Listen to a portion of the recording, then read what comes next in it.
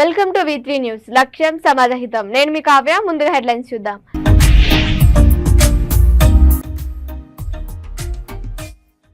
బాధితులు కొంతమంది నాయకులు అడ్డుకునే ప్రయత్నం. పోలీస్ బందోబస్తు మధ్య పాక్షికంగా ధ్వంసం.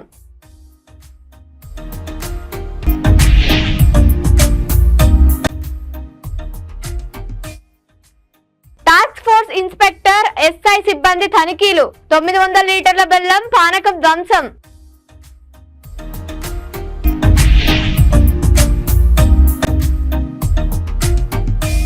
బడిబాట ప్రభుత్వ పాఠశాల మీద విద్యార్థుల తల్లిదండ్రులకు భరోసా.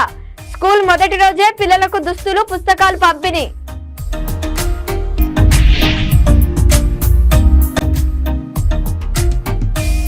గేటుకు వేసిన తాళాలను పగలగొట్టడానికి విశ్వ ప్రయత్నం. చర్చికి సంబంధించిన నిధులను దుర్వినియోగం. రాఘవాచారి. ఇక డీటెయిల్స్ లోకి వెళ్తే, సూర్యాపేట మున్సిపాలిటీలో నిబంధనలకు విరుద్ధంగా నిర్మించిన అక్రమ కట్టడాలపై జిల్లా టాస్క్ ఫోర్స్ టీం వేటు వేసింది. నిబంధనలకు విరుద్ధంగా ఉన్న జూజు హోటల్ను పోలీస్ బందోబస్తు మధ్య పాక్షికంగా ధ్వంసం చేశారు. మున్సిపల్ నిబంధనలు ఉల్లంఘించి నిర్మించిన హోటల్పై మున్సిపల్ నుంచి ఎలాంటి అనుమతులు లేకుండా నిర్మించారని తెలిపారు.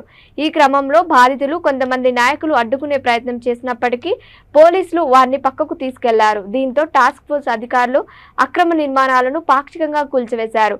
పట్టణంలో రోజురోజుకు అక్రమ నిర్మాణాలు పెరిగిపోతున్నాయి. ఉన్నతాధికారులు ఆదేశాల మేరకు ఈ అక్రమ కట్టడాలను తొలగించామన్నారు. భవిష్యత్తులో కూడా డ్రైనేజ్ కాలువపై శాశ్వత కట్టడాలు కడితే చర్యలు తప్పవని హెచ్చరించారు. 10 సంవత్సరాల పాలనలో అక్రమంగా చేపట్టిన నిర్మాణాలను అధికారులు తొలగిస్తుంటే పట్టణ ప్రజలు హర్షం వ్యక్తం చేస్తున్నారు. ఈ కార్యక్రమంలో RTO, MRO, municipal commissioner, irrigation అధికారులు ఉన్నారు.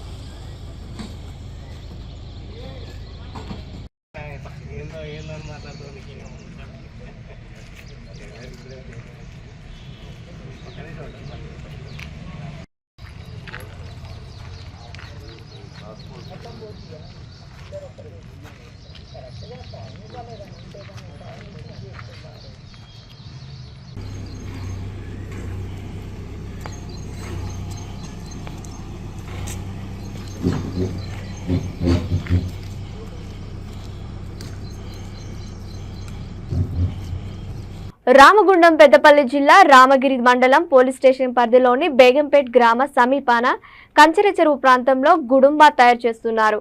పక్కా సమాచారం మేరకు టాస్క్ ఫోర్స్ ఇన్స్పెక్టర్ ఎస్ఐ సిబ్బంది తనిఖీ చేయగా అక్కడ సుమారు 900 లీటర్ల గంజాయి తయారీకి సిద్ధంగా ఉన్న బెల్లం పానకం గుర్తించి టాస్క్ ఫోర్స్ పోలీసులు ధ్వంసం చేసినట్లు తెలిపారు.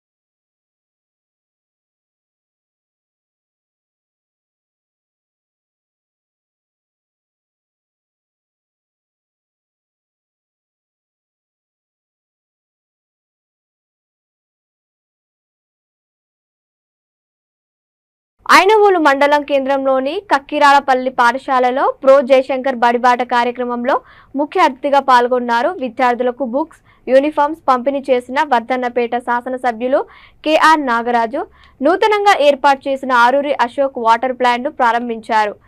ఎమ్మెల్యే కెఆర్ నాగరాజు మాట్లాడుతూ ముఖ్యమంత్రి రేవంత్ రెడ్డి నేతృత్వంలో తెలంగాణ రాష్ట్ర చరిత్రలో మొట్టమొదటిసారిగా ప్రభుత్వ పాఠశాలలు ప్రారంభమైన మొదటి రోజే పిల్లలకు దుస్తులు, పుస్తకాలు పంపిణీ చేశారు.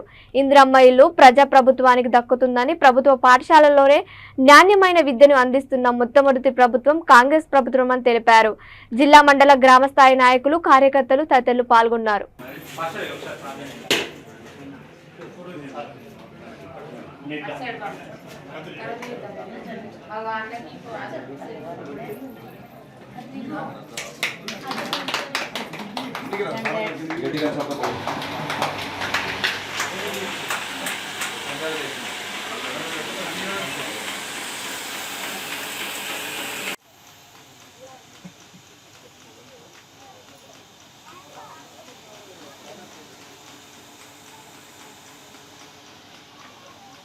స్వయం కష్టార్జితంతో అతను వాటర్ ప్లాంట్ గ్రామానికి స్వచ్ఛమైన నీరు ఇవ్వడానికి వాటర్ ప్లాంట్ ఆన్ చేస్తున్నాడు.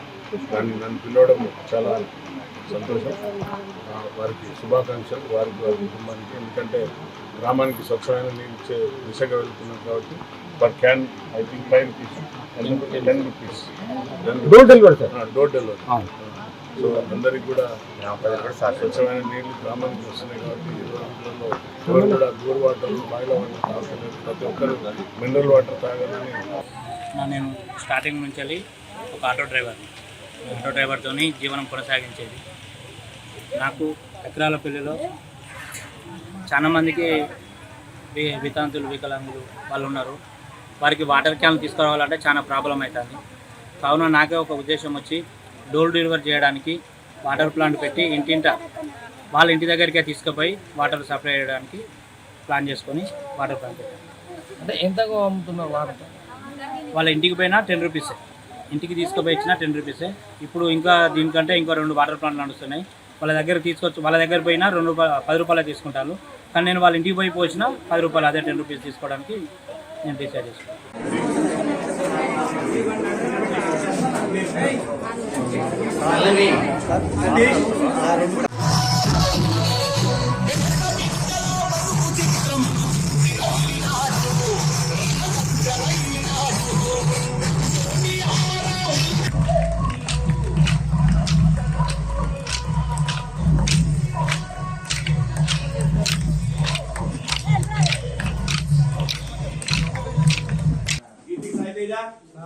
కుమార్ సార్ కొన్ని చైర్స్ వేయించారు. అక్కడ చైర్స్ ఒకదాంట్లో ఒకటి ఉన్నాయి. గవర్నమెంట్ స్కూల్లోనే చదువుకుని వచ్చిన వాళ్ళం ఈరోజు ఈ స్టేజ్లో ఉన్నామంటే దానికి కారణం ఉపాధ్యాయులే, తల్లిదండ్రులే.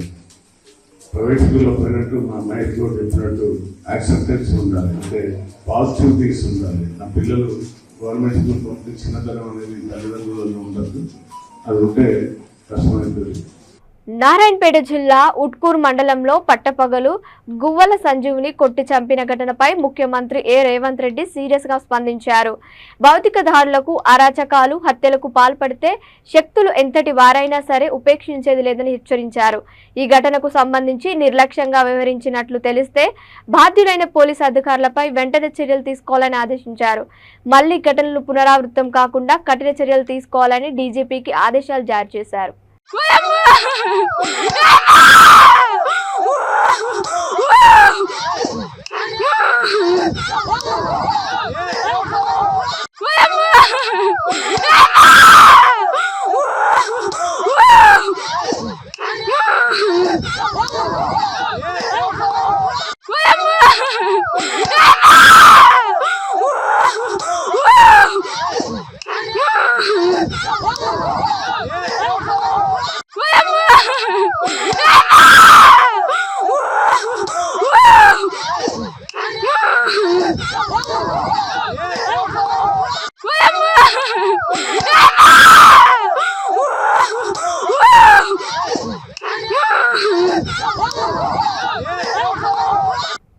రాజన్న సిరిసిల్ల జిల్లా రుద్రాంగి మండలంలో ఘోర రోడ్డు ప్రమాదం జరిగింది. వేములవాడ నుండి రుద్రాంగి మీదుగా కోరుట్ల వైపు వెళ్తున్న ఆర్టీసీ బస్సుకు గండి అజయ్, బోయిన అభిలాష్ అనే ఇద్దరు యువకులు బైకుపై వెళ్తున్నారు.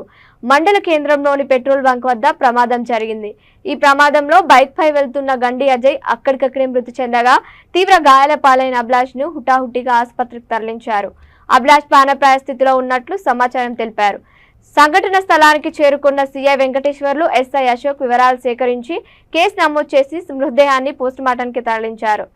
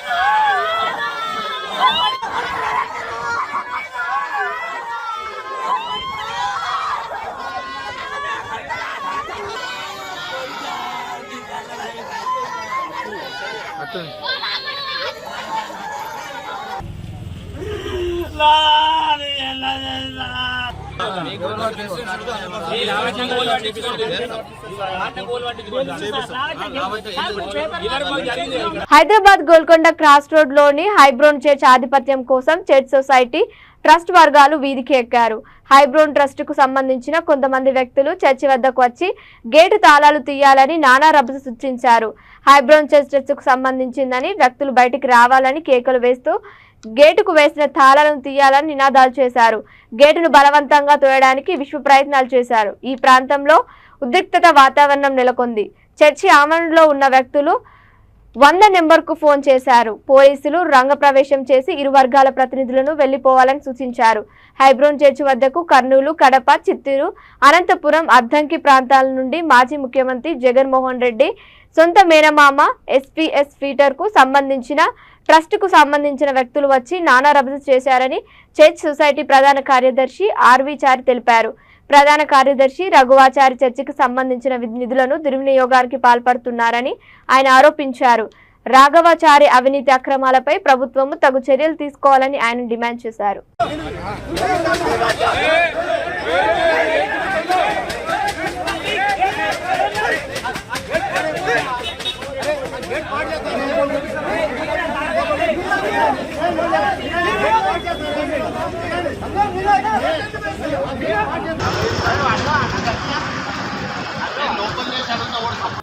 కోర్టు ఆయన ఇన్వాల్వ్ కావద్దన్నా కూడా ఈ కేసులో కోర్టు ఆయన ఇన్వాల్వ్ కావద్దని కోర్టు ఇచ్చినప్పటికీ అతడు ఇన్వాల్వ్ అవుతూ చర్చిని డిస్టర్బ్ చేస్తా ఉన్నాడు. అంతేకాకుండా హైకోర్టు వారు 2 నెలల క్రితము అతని మీద రిస్ట్రైన్ విధించినది. WP 6106/2022 అనే కేసులో అతన్ని రిస్ట్రైన్ విధించినప్పటికీ అతడు పదే పదే నేర చరిత్ర కలిగిన వాడు కనుక తాను తన అనుచరులతో కలిసి చర్చిని పదే పదే డిస్టర్బ్ చేస్తూ ఈ చర్చి యొక్క ఆస్తులను కాజేయాలో అనే ఉద్దేశంతో అతడు కుట్ర పన్నుతున్నాడని మనవి చేస్తున్నాం. సహోదరుడు పాల్ సుధాకర్ గారు, సహోదరుడు థియోడర్ రేసినాథ్ గారు వాళ్ళు గవర్నింగ్ బాడీ వారు జనరల్ బాడీ అనుమతితో సొసైటీని యాజ్ పర్ సొసైటీ బైలాస్ ప్రకారం రద్దుపరిచి 2004 సంవత్సరంలో ఎందుకనగా ప్రపంచవ్యాప్తంగా అదేవిధంగా భారతదేశము, తెలంగాణ, ఆంధ్ర చర్చిలు విస్తరించినందువలన చర్చిల యొక్క ఆస్తుల క్షేమం కొరకు ట్రస్టుగా మార్చబడింది. ఆ ట్రస్టును 2004 సంవత్సరం నుంచి కొనసాగిస్తూ వస్తున్నప్పుడు ఆఫ్టర్ ట్రస్ట్ కొనసాగుతున్న 9 సంవత్సరాల 3 నెలలకు రాగి వీరాచార్య అనే నేర చరిత్ర కలిగిన ఒక రౌడీ షీటర్ ఆయన వచ్చేసి ఎబ్రోన్లోకి గొడవలో ప్రవేశిస్తూ కలవరాలు చేస్తున్నారు. అతడు సుప్రీంకోర్టు ఆ తర్వాత సుప్రీంకోర్టు 9 నెలల శిక్షను విధించిన కఠిన కారాగార శిక్ష విధించినప్పటికీ అతడు జైలుకు పోకుండా తప్పించుకొని తిరుగుతూ ఇట్లాంటి నేరపూరిత సంబంధించిన విషయాలలో అది అవసరం లేదండి. మీకేమన్నా 2014 సంవత్సరంలో రాగి వీరాచార్య అనే వ్యక్తి ప్రవేశించి ట్రస్ట్ మెంబర్స్ పైన కేసు వేస్తూ వచ్చినాడు. OS 999/2014 case. ఈ కేసును అక్టోబర్ 25వ తారీఖు 2021వ సంవత్సరంన తనకు సంబంధం లేదని జడ్జిమెంట్ ఇచ్చినారు. ఇది జడ్జిమెంట్ కాపీ. అతనికి ఈ సొసైటీ కానీ ఎటువంటి సంబంధం లేదని చెప్పేసి జడ్జిమెంట్ను సిటీ సివిల్ కోర్టు గౌరవనీయులు జడ్జి గారు సెలవిస్తూ వచ్చినారు. అయినప్పటికీ అతడు కోర్టును ధిక్కరిస్తున్నప్పుడు మేము హైకోర్టును సంప్రదించినాం. WP 6106/2022. అక్కడ కూడా అతనిని రిస్ట్రైన్ చేసినారు. రిస్ట్రైన్ చేసినప్పటికీ పదే ఈ ఎబ్రోన్ చర్చ్ వ్యవహారాలలో జోక్యం చేసుకుంటూ డిస్టర్బ్ చేస్తున్నాడు. రీసెంట్గా ఈ సంవత్సరము 19వ తారీఖు మార్చి ట్రస్టే లాఫుల్ ఓనర్ అని చెప్పేసి జడ్జిమెంట్ ఇచ్చినారు గౌరవనీయ సిటీ సివిల్ కోర్టు వారు. OS 876/14, OS 696/14 ఈ జడ్జిమెంట్లు ఉన్నప్పటికీ అతడు పదే చర్చలో ప్రవేశిస్తూ మా ప్రార్థనలకును మా యొక్క కార్యకలాపాలకును ట్రస్ట్ యొక్క విధి విధానాలకు అభ్యంతరపరుస్తున్నాడు. ఆయన చనిపోయిన తర్వాత 2004లో ట్రస్ట్ సభ్యులు కొంతమంది ట్రస్ట్ చేసుకున్నారు. రాయలసీమకు సంబంధించిన వాళ్ళు, కడప సంబంధించిన SS Peter, YS Jaganmohan Reddy మేనమామ ఆయన ఆధ్వర్యంలో చేసుకొని 2004 నుంచి హెబ్రోన్ మీద సొసైటీ సభ్యుల మీద దాడి చేస్తూనే ఉండు. అప్పటికి ఈ రోజుకి కూడా as on today society dissolve కాలేదు. సొసైటీ ప్రాపర్టీలు ట్రస్ట్కి రాలేదు. ట్రస్ట్ వాళ్ళకి ఎలాంటి కోర్టు ఆర్డర్ లేదు.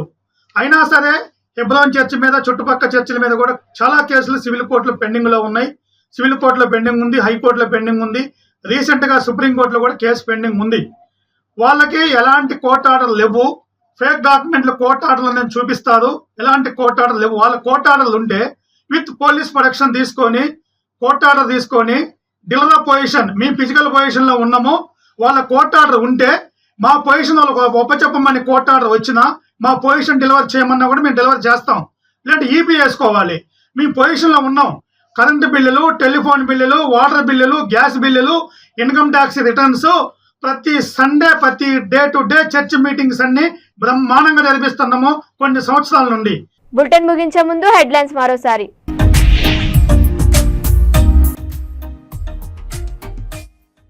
బాధితులు కొంతమంది నాయకులు అడ్డుకునే ప్రయత్నం, పోలీస్ బందోబస్తు మధ్య పాక్షికంగా ధ్వంసం.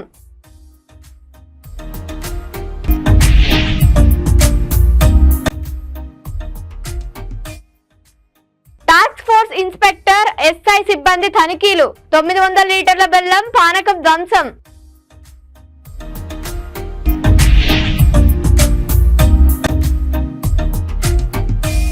బడిబాట ప్రభుత్వ పాఠశాల మీద విద్యార్థుల తల్లిదండ్రులకు భరోసా, స్కూల్ మొదటి రోజే పిల్లలకు దుస్తులు, పుస్తకాలు పంపిణీ.